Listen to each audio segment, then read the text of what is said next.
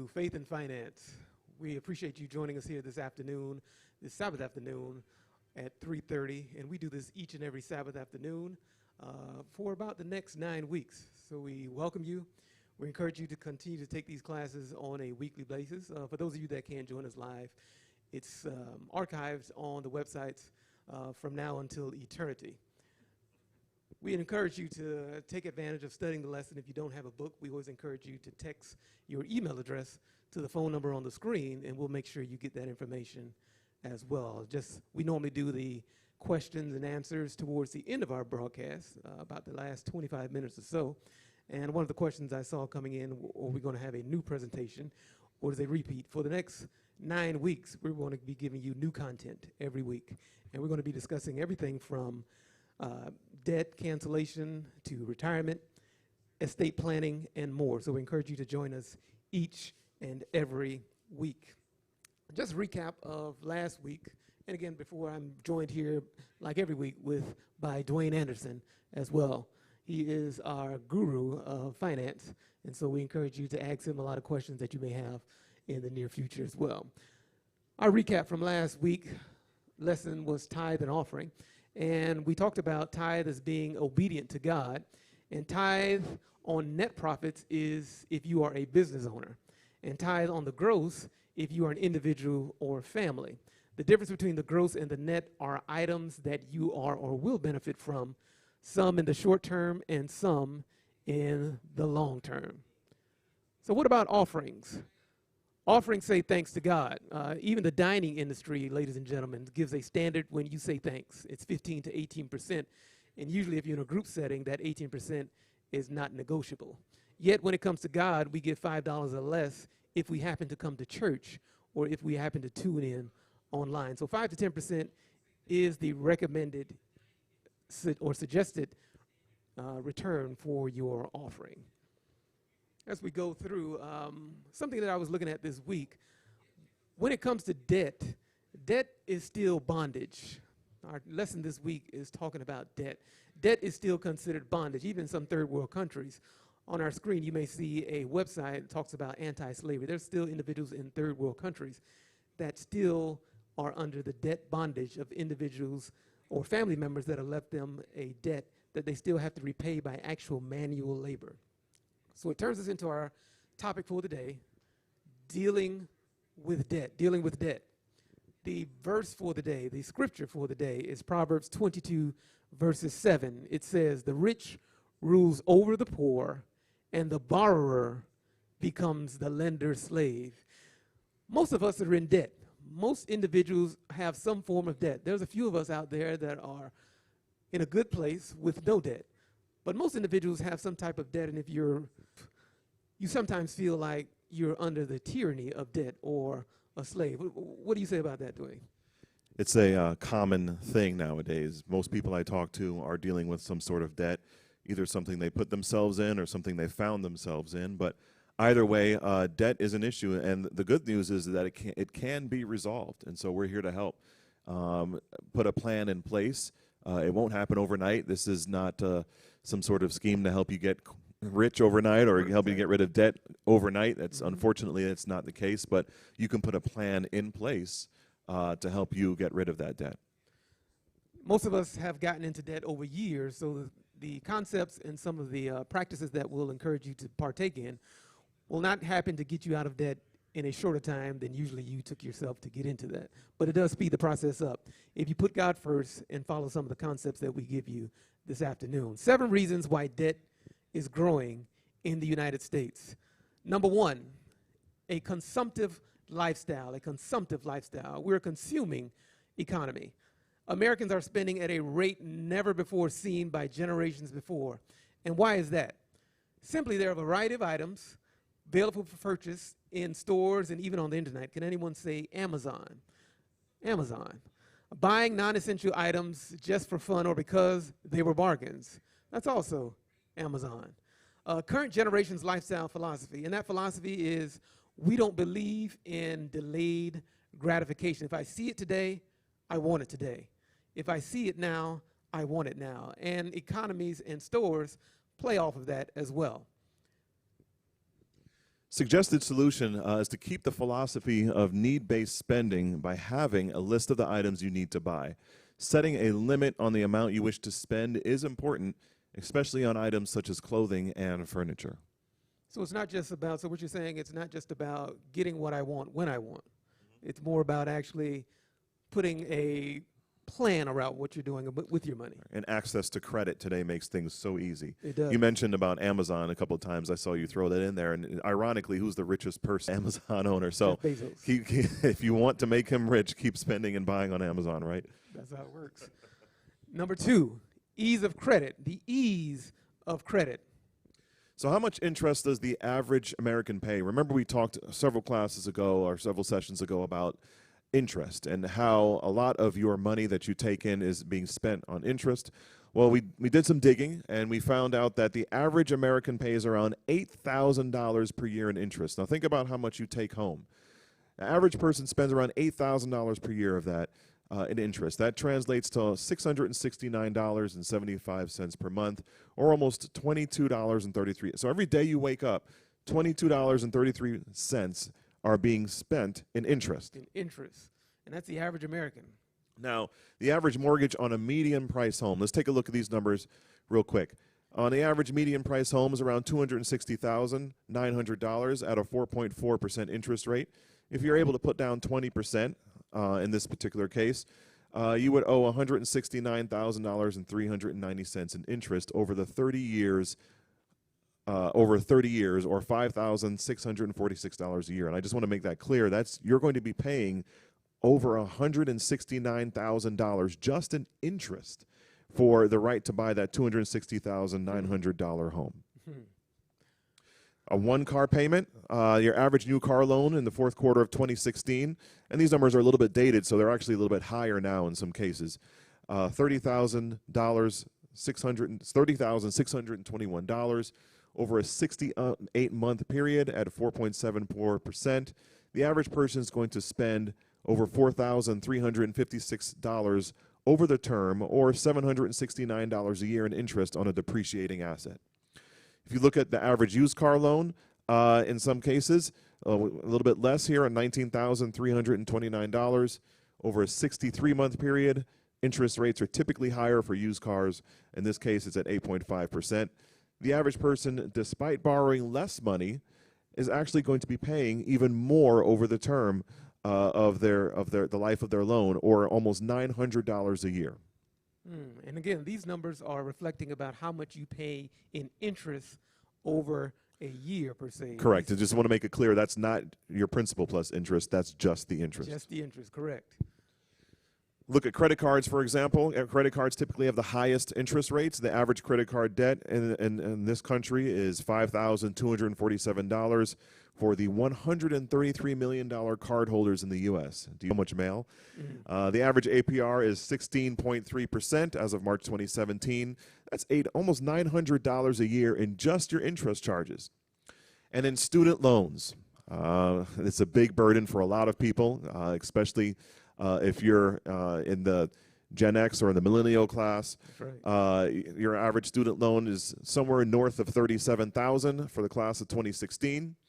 If you had a federal interest rate at 3.76% for direct unsubsidized loans for your undergrads, or if you had a standard 10-year repayment plan, that's over $6,000 in interest, over $641 a year.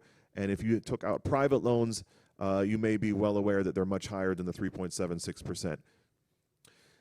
A key fact here, whatever your income is, the average American income, 14% of that is going towards making the pockets of those who lent you the money wealthier. Right, true. So that's going to nothing. That money is truly going to nothing. Money that we chose because we didn't necessarily have a plan in place in order to purchase a car, purchase a home, maybe educate ourselves or our children, and also credit cards as well. So some of the things we'll talk about today is going to help us in getting out and staying out of debt as well. According to the Federal Reserve, Americans' revolving debt, the bulk of which is credit card balances, hit $1.0645 trillion in April of 2019, for the first time since the Great Recession of 2017. That's the debt of the country.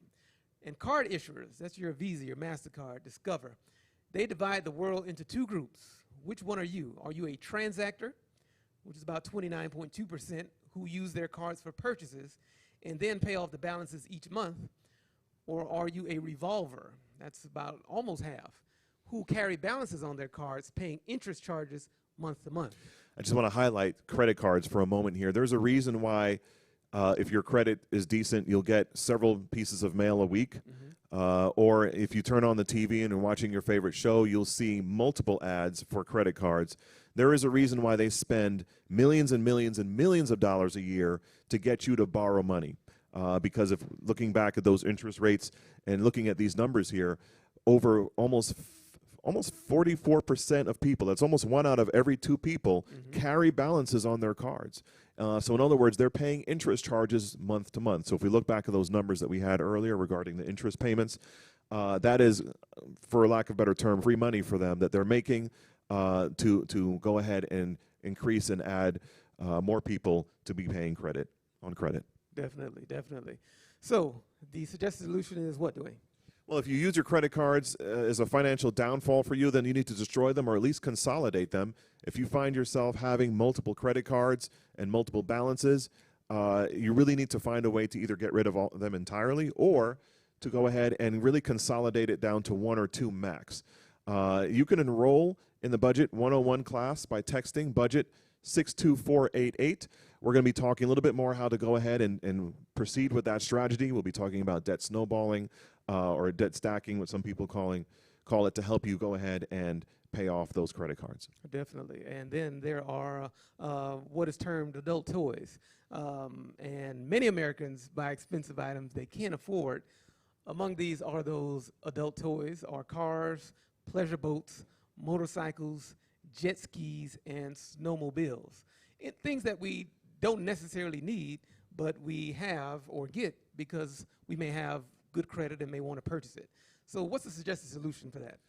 Well, change your vehicle for the right reasons. I've heard people saying, well, I just want to get another car. But change them for the right reasons, such as safety and security for your family or just plain economics. Just don't go into a car dealership with the intention of buying a car. Really run the numbers and figure out if this is the best solution for you. Consider renting some of these vehicles when you want to use them. Things like boats, jet skis, things of that nature. It's much less of a financial strain to rent them when you need to use them as opposed to having them. Keep in mind as well, too, it's not just the vehicles, it's also the cost of maintaining them and also the cost of insurance. So it's a lot of factors that can add to dipping into your bank account. I spoke to a boat owner, and they said there are 2 good days when you have a boat. The day you buy the boat and the day you sell the boat. I heard that from actually 3 different boat owners. I've actually heard the acronym for boats called Break Out Another 1,000. And you're always finding a way to spend money on the boat. And trust me, I love boats. And would love to have one probably if I could afford it. But at the end of the day, you have to make sure the economics make sense. Definitely. Eating out. I think we touch a nerve with everyone when we go through this class and talk about the eating out. Is eating out ruining your budget? Is it? If you ask yourself that, is the eating out ruining my budget? The average American eats an average of 4.2 meals out per week, which is 18.2 meals in an average month. The average meal outside the home costs a person $12.75, since the average American spends $232 a month eating meals prepared outside of the home. So eating meals, is it ruining your budget? Are you a slave to the American way of life? So what's the solution for that, Dwayne? Yeah, save eating out for special occasions, such as birthdays, romantic dates. Budget time in your day to cook or prepare your lunch. Simplify your meals without losing nutritional quality and satiety. How do you pronounce that word? Your wallet and your body will thank you. Definitely. So eating out is something that if you're not careful, you can spend $50, $100, $200 a week. I know individuals that spend $200 a week just in eating out, when a grocery bill for a family of 4 is roughly around, on average again, is about $600 for a family of 4 on a monthly basis. That's an average. Now, some people eat a little bit more than that, and some people eat just a little bit less. But if you compare that to how much a grocery bill is, that individual may be eating half of what an average grocery bill is eating out in 1 week. Yeah, eating out is one of those things that sneaks up on you, right? Yes. You know, you're not spending hundreds and hundreds of dollars when you go eat out. You know, maybe you're spending $50, $75, or maybe it's $25, $35. One of the biggest things that I know of some of the people I've worked with in the past, or when they have to have Starbucks every day, and they'll go into Starbucks and they'll get a cup of coffee or chai latte or something like that at Starbucks for $4, $5, $6, and they do that on a daily basis. Well, if you add that up, you know, if you're doing that 5 days a week, I mean, you're talking about $25, $30 a week. Put that $30 times 4 weeks. That's $120. That's a bill in some cases. You do that over the course of a year. Now you're venturing into over $1,000. So, I'm not saying stop these things entirely, but really find out what is a habit, what is something that needs to be curbed, what is something that I can do on occasion, on a special occasion. We're not here to suck the fun or the joy out of your life of doing these things. We're just trying to find a way for you to really bring these things down to an acceptable level so that you can reach your goals faster. And that's part of the reason we were pushing the spending plan or the budget, is because when we prepare that, we want you to be true and honest with the numbers you currently use. We don't want you to make it look how you think it should look. If you're the individual that's spending $200 a week on eating out, then you want to put that on your budget. And then at the end of the time, our time together, then we can go back and look at opportunities to increase your income to other places. That's why you have to be honest with yourself with that. Number 5 is unexpected bills. Talking about ways people are getting into debt. Unexpected bills. The 3 spending areas that cause many families problems is motor vehicles, whether it's the purchase of the vehicle, the repair of the vehicle, or the maintenance of the vehicle as well. Number 2 would be medical expenses. Medical expenses. Those can be, some are known things that you have to get done. Some of those are emergent things that need to be taken care of right away. Number 3 is household expenses beyond the mortgage payment, such as taxes, insurance, and maintenance. So you ask yourself, did I buy too much house? Because a lot of times we look at the house and the mortgage payment, but we don't factor in the lawn care, the maintenance of the house, maintenance of the appliances. So we look at a number and say, oh, it's only going to be $1,600 in mortgage. But we forgot to factor in all those other factors that then we find ourselves paying maybe an extra $300 in maintenance fees that we didn't see otherwise. And when you're purchasing a home, one of the things they try to do is they try to sell you a payment, just like when you buy a car, they're trying to sell you a payment. And so you have to realize and understand, am I just barely making this payment? Is this something I can, maybe barely do? You should give yourself a cushion. If your mortgage payment is $1,800 a month and you're realizing that's really all you can afford, then maybe scaling back a little bit. Maybe $1,500, find something for $1,500 a month so you have a little bit of room to go ahead and take care of some of those unexpected things. Definitely. One of the things that we suggest for a solution for unexpected bills is developing an emergency account right away with $1,000 minimum. Typically, we like to see at least 6 months of emergency savings in an account that you don't touch until an emergency happens. And when that emergency happens, you go ahead and make that payment, and then you contribute back to that fund again to go ahead and replenish it to where you need to be. You can jumpstart the account by using any extra income, like your tax refund or your stimulus check or extra unemployment, or even if you have a side job or some sort of side hustle, that's something that you're doing on the side that you're generating a couple $100s a month. I highly, highly recommend that you find alternative ways for income so that you can go ahead and supplant or supply into these accounts. And Dwayne talked about the 6 months of emergency fund. A 6 months emergency fund is also generated from your budget as well. How much does it cost me to live on a monthly basis? Your light, your rent, your mortgage, your grocery bill, your debts as well. That's another reason why you want to get out of debt.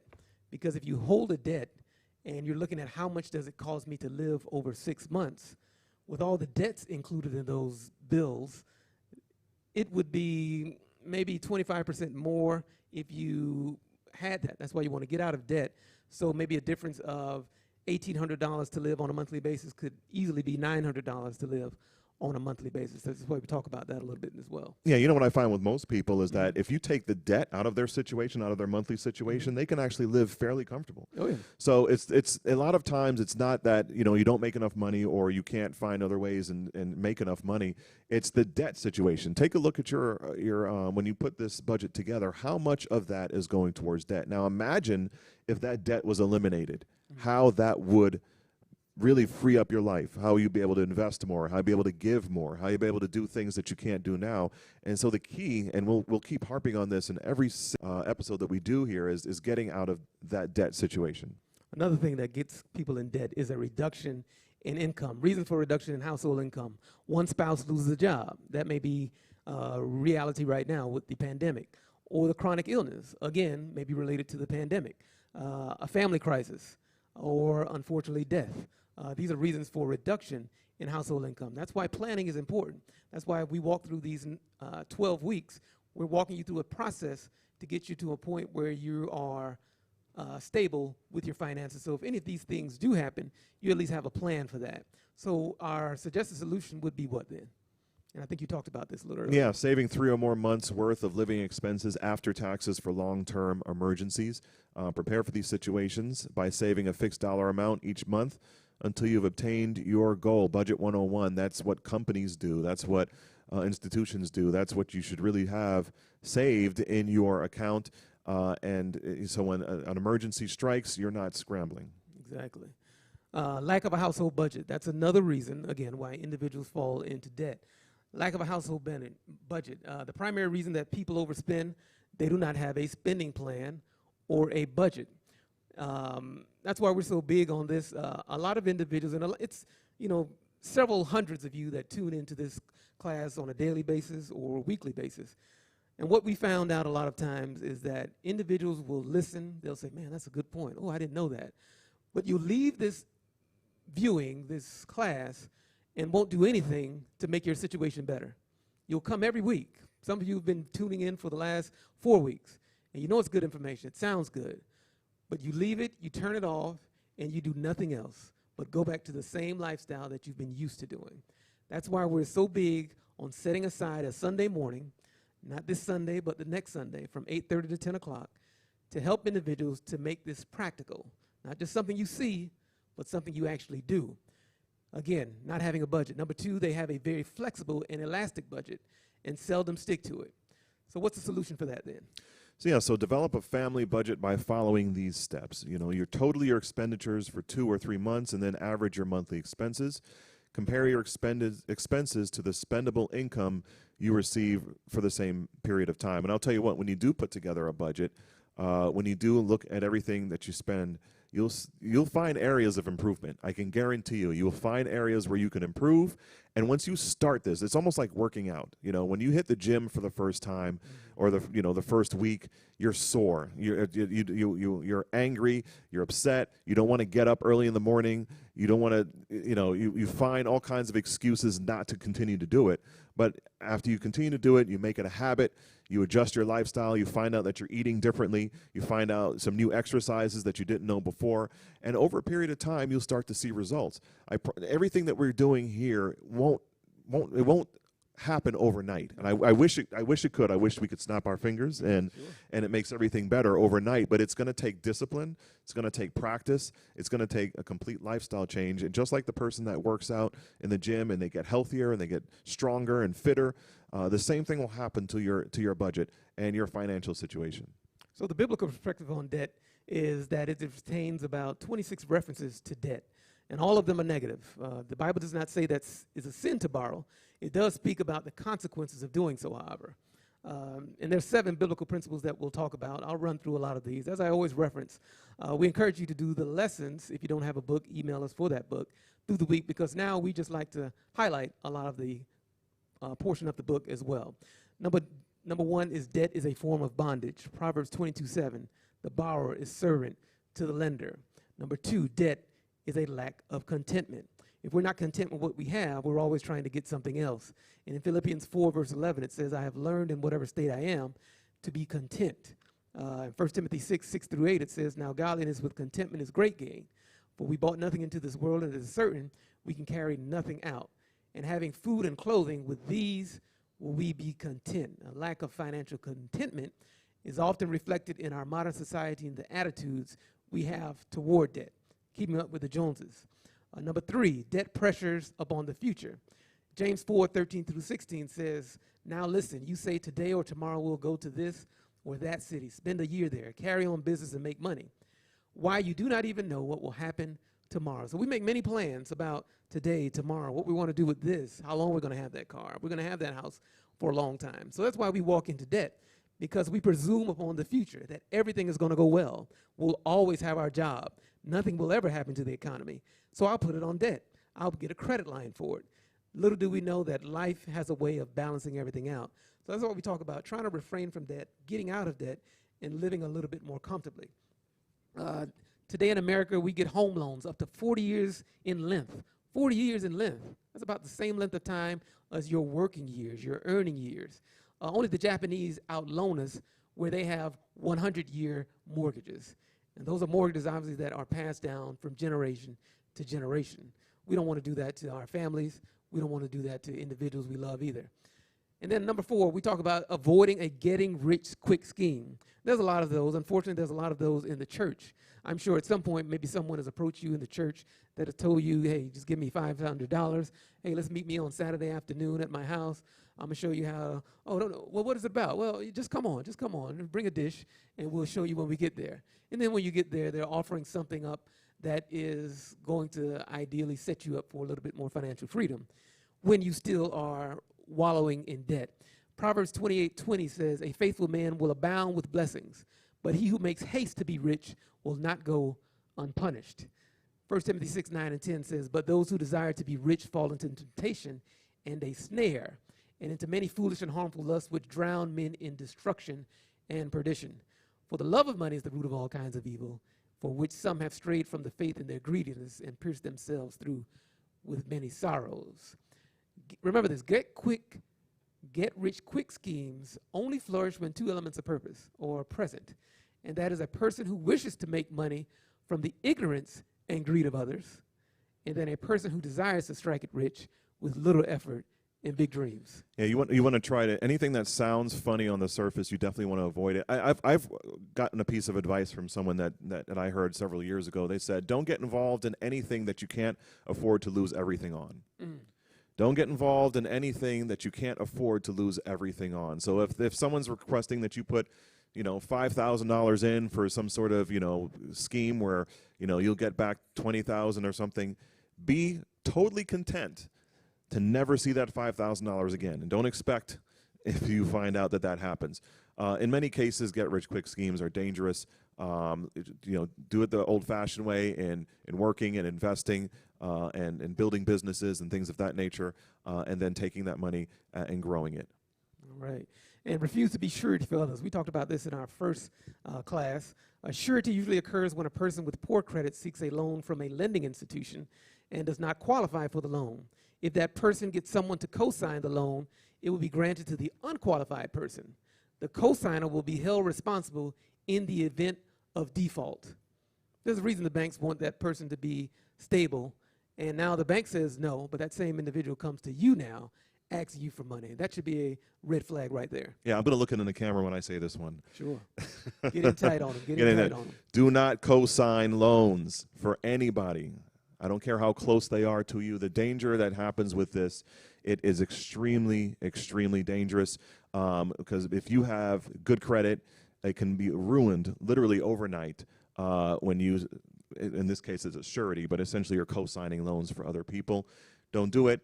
It can really come back to haunt you, not just in the short term, in the long term as well. Proverbs 11:5 speaks on that as well. He who is surety for a stranger will suffer for it, but one who hates being surety is secure. A man devoid of understanding shakes hands in a pledge and becomes surety for his friends. That's Proverbs 17:18. And number 6, debt can erode our Christian witness. The wicked borrow and do not repay. And debt also, in number 7, imperils one's giving. That goes back to the point where some people question whether I should give off the gross or the net. The reason most of us question that is because we are in debt so much that we don't have funds available to then give off of the gross. So then we try to justify giving off the net instead. If you didn't have the debt, it would be an easy decision to give off of the gross. So we understand that. That's why we want to get individuals out of debt. The righteous give generously, Psalms 37:21 says. Red flags that indicate that you're falling into the debtor's pit: 1, regularly paying bills late; 2, consistently living on credit; 3, you're an inconsistent tither and offering giver; 4, you worry constantly about finances, don't sleep well at night over finances.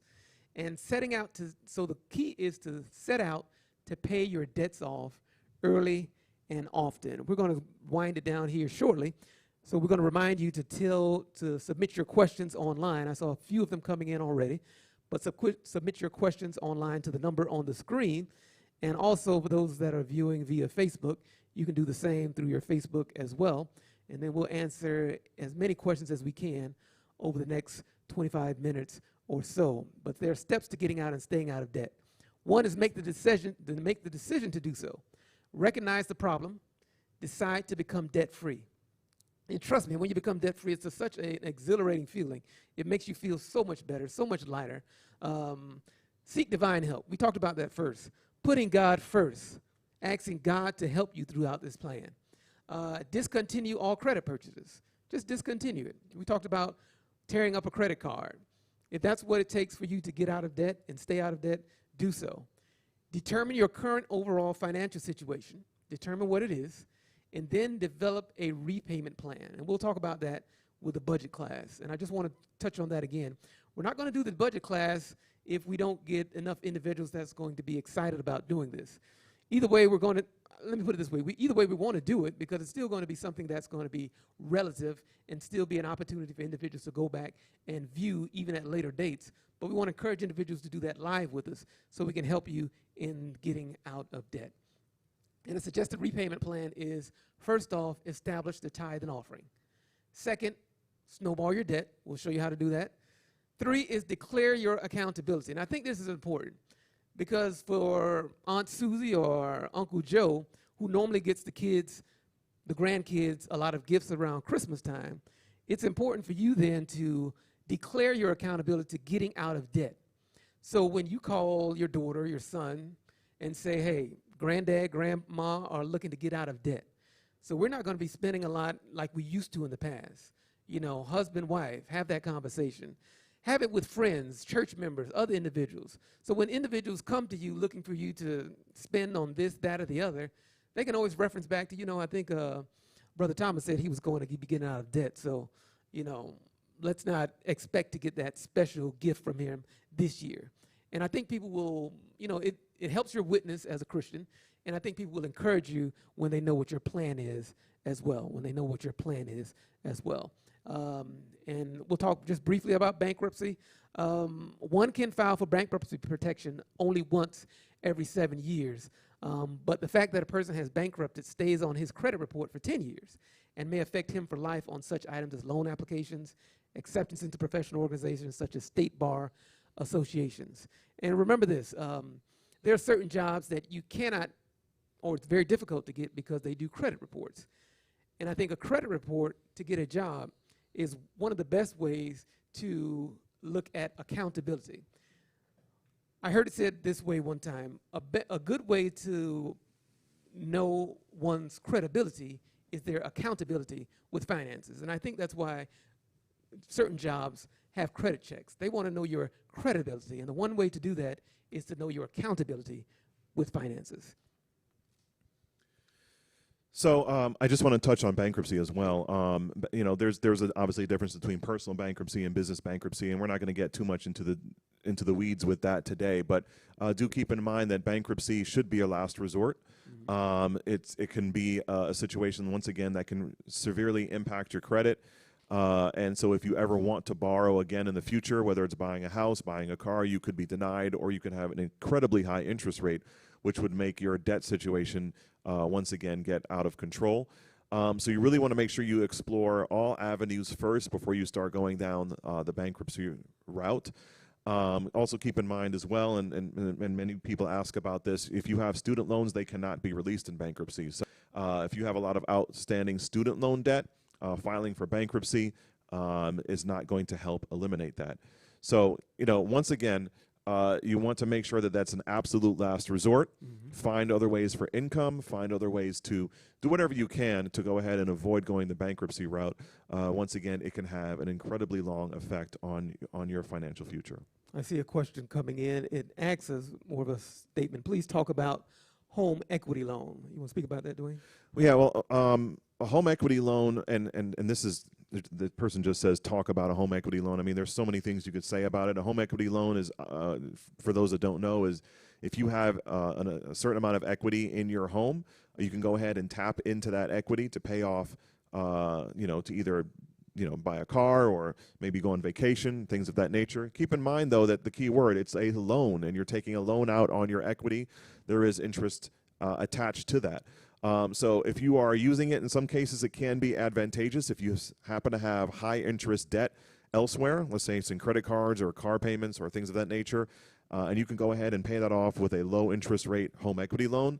It may be a good idea. However, keep in mind that is attached now to your home. That additional debt is attached to your home, and they're using your home as a pledge against that debt that you're taking out. So, in some case-by-case basis, it can be a good thing. However, in some cases, it can be very damaging because you are using your house as a type of collateral.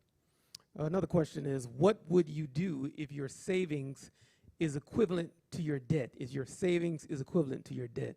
You want to answer that one, and I'll answer as well. This is another situation where it's a case by case basis. What does your debt situation look like? What's the interest on that debt? Debt has a very low interest rate, and if you have savings in place, if you have those savings, you can invest it and get a higher return than you can on the debt that you're paying on your the interest that you're paying on your debt. It may be a good idea to maybe continue to hold that debt and pay down the debt on a monthly basis. If your savings are yielding a higher return, it may not be in the best interest to liquidate all of your savings to get out of debt, because what if an emergency situation happens right after your debt is paid off? Granted, your debt is paid off, however, you have no savings. So once again, it's a case-by-case basis. You definitely want to take a look at your situation and figure out what's best for you, sitting down with someone and coming to the best solution. Yeah, it all depends, like Dwayne said, on a case-by-case situation. How much do you have in savings? Definitely, I can dare take a stab at this one to know that the debt is probably not returning. The debt is probably giving you more interest than whatever return you're getting on your savings. So there may be a good portion of your savings that you possibly can put towards the debt, in essence, to get out of debt quicker. You have a stable job, you feel good about the job you have, knowing that you'll still have income coming in. Use a good portion of the savings to then attack the debt. Keep some for your emergency fund. If you can save enough to have for the 3 months expenses, maybe you don't have that already set aside, maybe you do. So we're just trying to give a general answer. But yeah, it would benefit you, and we'll show some information on that when we get to savings and investing in a future lesson about the benefits of saving and investing versus paying off debt. But the general answer I would give is always attack the debt over the savings. If you have the debt, your interest rate on a debt, as you saw in our slides before, will probably be higher. There's no savings vehicle that's giving you 19% return versus your debts, especially on a credit card, is usually that 16 to 19%. So hopefully that answers that question as well. Question, when making a budget, what is the best percentage for each item, i.e. bills, food, mortgage, rent, etc.? For the mortgage and rent, I think it's about 35% of the income that you have coming in should be in a mortgage. Am I right on that? Yeah, they have a debt-to-income ratio if you're purchasing a home and what your financial situation should be. But once again, this is one of those things where it's going to be specific to the person. Mm-hmm. There are some people out there who can, generally have a lower food budget than others. Right. If you're single, it's going to be definitely different than if you have a family of four. So it's really going to depend. Your goal really is to get into a situation where you're spending just what you need to spend, and then getting to the point where you're paying down your debts, you're getting rid of your debts, and then moving towards investing for the future. Yeah, the person that asked the budget question, I encourage you to text budget to 62488. Love for you to be a part of that budget class on not tomorrow morning, but the 23rd Sunday morning from 8:30 to 10 o'clock. And share that information with a friend as well. This could give you an opportunity to help individuals that want to get that jump start in setting up a budget. Question: if you're debt free, is it a good idea? Is it a good idea to keep one credit card available? I use one to pay my utilities, groceries, to get the points, but pay the balance right away. Yes, that's someone, obviously if you're debt-free, you're probably a disciplined individual to get to that point, and then you're obviously disciplined enough to be a transactor versus a revolver, and basically paying off your debts, taking the benefits of credit as well. There's, like again, there's a smaller percentage of those individuals than there are the individuals that are revolvers. Yeah, if you're paying off your credit card debt before the end of the month, then yeah, you're not gonna be accruing that interest rate. But credit card companies are very smart. These banks that issue credit cards are very smart. They know the numbers. They know the percentage of people out there that have the best intentions in the world, and then an emergency comes up or something happens. Life just happens, It does. and they'll find out. Oh man, I don't have any money, but I do have this credit card that has a $10,000 balance. Let me use it. Their goal is to have that in your pocket, so when that situation does come, that you'll use it. I would not discourage anybody from using a credit card responsibly, but just keep that in the back of your mind, that the reason why they want to issue credit cards, the reason why they want it in your pocket, is because that situation, it's not may come up, it will come up. I guarantee you, live long enough, there will come a situation in life where you're going to need money that you may not have. And the credit card is the easiest way to go ahead and take care of that. You could be in a situation, I've spoken to people who have, been very, very religious with paying down their credit card, and then, they lose a job, or maybe an accident happens, and they have to use that credit card, and now all of a sudden they're in a situation where they're months behind. And so, once again, I'm not going to discourage you from using it, but just please be very cautious when you use that, and really know what your goals are. Definitely. I think those are good points that individuals try to live by. And it all goes back to, we talk about setting up that budget. If you're using the credit card responsibly, then we encourage you to at least continue to maybe do that, but also for those individuals that have an issue with credit, which are most individuals, just by our numbers that we showed you earlier, we're encouraging you to at least stay away from credit for now. Try to refrain from it. Get used to not using credit. Get used to saying, if I don't have cash, then I can't afford it. And trust me, when you do that, it'll become so much easier. Life will become so much better when you use a cash system versus a borrowing system. Yeah, a good principle that I've heard is that, you don't put anything on credit that you can't spend for cash. So in other words, if you're putting something on credit and you don't have the cash to pay for it at that right exact moment, I'm not talking about future money that's coming in, I'm talking about money in the account to pay for it, then it's probably not a good idea to put it on credit, because anything can happen before that money comes in. So once again, you know your household, you know your situation, you really want to use the best judgment available. All right. See another question there. Is that? No, I think that's the one we touched on already. Yeah, that one we did. And we're coming up with in about 2 weeks is when we have the one lesson that we encourage most individuals to make sure you're a part of. That's the major purchases. A lot of people ask questions, I'm about to buy a home, I'm about to purchase a vehicle, what should I do? And we understand these lessons are over 12 weeks, and they build off of each one. So ideally, at the end of the 12 weeks, you've gotten enough information to make more stable financial decisions. So if you should have that question because you are looking to purchase a car next week, we encourage you to also send your question to the number on the screen as well, because even if we don't get it today, we'll look to answer that question during the week and try to sit down with you and walk you through some of the options there are as well. We're going to walk you through purchasing a vehicle. What are some of the good things to do about purchasing a vehicle? The bad things to do about purchasing a vehicle? How should I dress when I go purchase a vehicle? Should I let them know what my down payment is? How do car dealerships make the money that they do when they sell cars? Only a portion of that money comes off of the car itself. And we'll talk a little bit more about that as well. One of the next questions coming in is it good to have credit cards Let me see that full question. Is it good to have credit cards with amounts of 25,000, 15,000, etc., but with all zero balances? That's an interesting question. I'm first, full disclosure, I'm not a credit expert. However, I do have a little bit of an understanding of how credit cards work.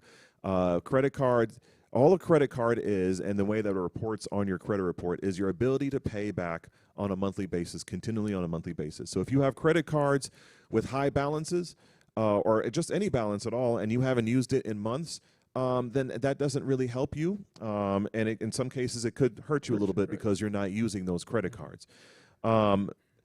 But the follow-up question is, should they be closed if I don't use them? And technically, in many cases, closing credit cards is not going to help you either. Right. When you reduce your trade lines on your credit report, and it shows to the credit reporters, Equifax and TransUnion and so on and so forth, that this person doesn't have a lot of trade lines opens, and so therefore they are what's considered a higher risk. So in many cases, if you're looking to purchase a car or purchase a home, your rate will be higher. It's one of those things that are tricky. It's really tricky. It's a little bit. It's more art than the science. Just by having trying to open up multiple credit cards hurts your credit score. Exactly. It's a weird the way how they figure out these credit scores. So to answer your question is, I would say if you have high balances and they have zero balances on them, it may be a decent idea to just put a small charge on it. Something maybe under $100, and then pay it off by the end of the month. So that way they see continuous activity on those credit cards. Okay, definitely. That's good information to share with those individuals as well.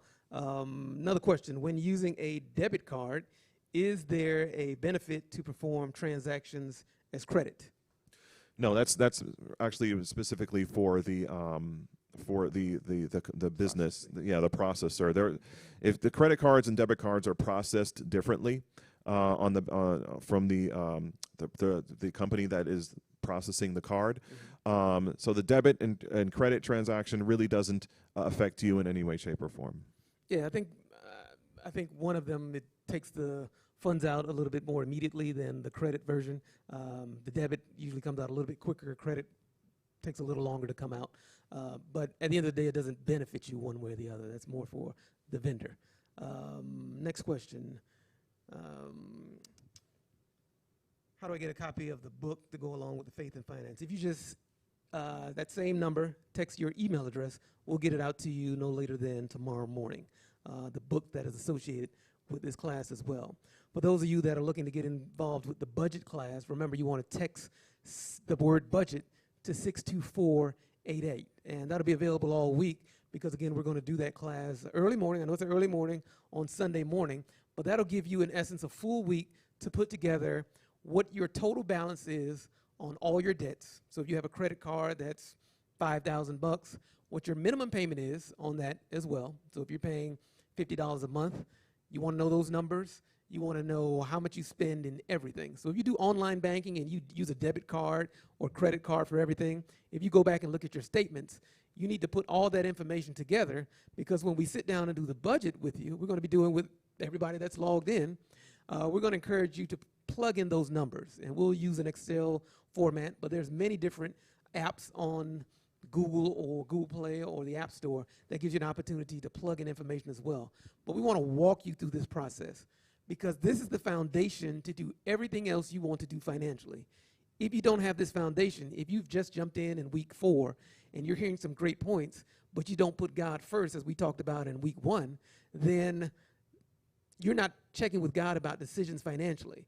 And if you don't know what the debt is, and now we just jump into investments and savings, then it won't build off of each other. We're going to have experts that join us here in the coming weeks, experts in investments, for those of you who constantly ask us about those questions. Experts that join us on wills and trusts that will walk you through creating a will and trust for you and your family. Expert I'm working on right now, a credit expert, for those of you that have a lot of credit questions. Credit experts, all that's coming in the next week. So we encourage you, each and every one of you, to get that information as well. Yeah, and we're going to be talking about, I don't know if you mentioned this earlier, about amortization schedules as well. It's really important to understand how those work.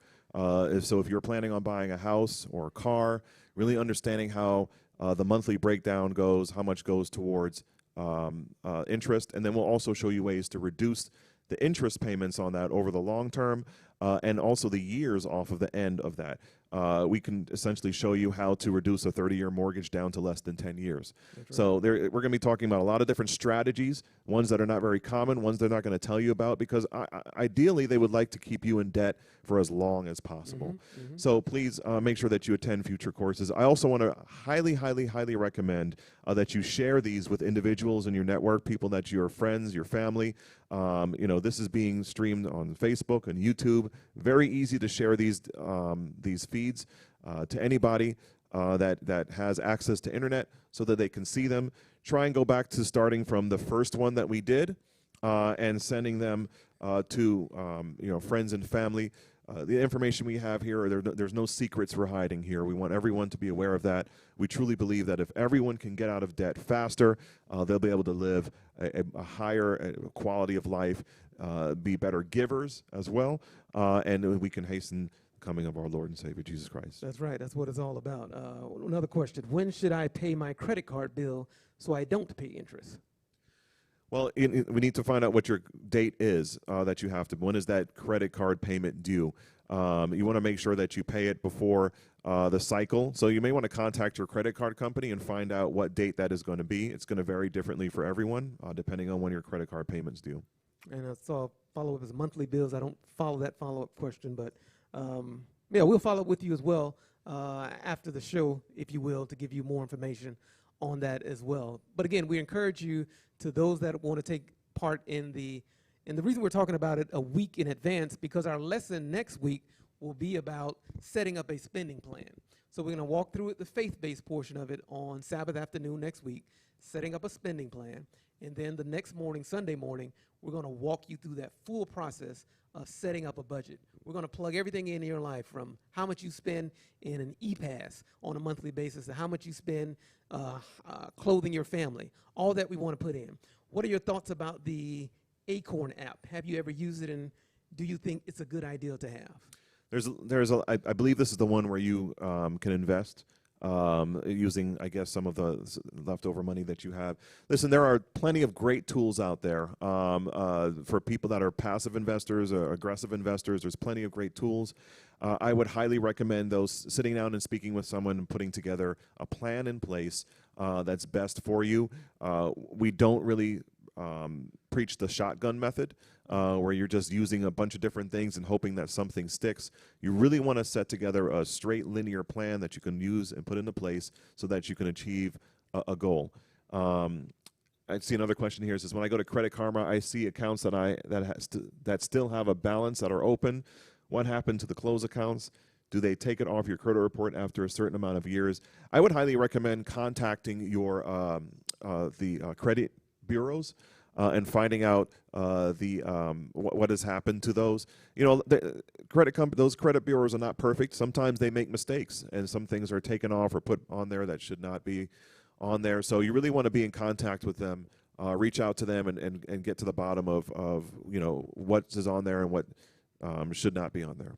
We're going to winding down here, so we'll put that what I have on the PowerPoint on the screen right now, so individuals get the opportunity to register that are interested in this class. Now, I understand that some individuals are watching this live right now, but when you do watch it later on during the week, ideally you would have done this and been able to take a part of the budget as well, the budget class, which will be on not tomorrow Sunday, but the 23rd Sunday, 8:30 in the morning to 10 a.m.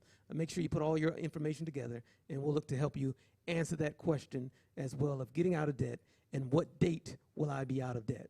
And finally, the last question in the last few seconds, what's the best way to pay off debt that's in collection? You're going to want to contact that collection company first and find out what their options are. If it's in collection, depending on where it is in the process, it's going to determine how you're going to tackle that. And that's something we can address next week because we're running out of time. We thank you again for joining us this Sabbath afternoon. We look forward to seeing you on next Sabbath afternoon at 3:30, same time, same place. God bless you all.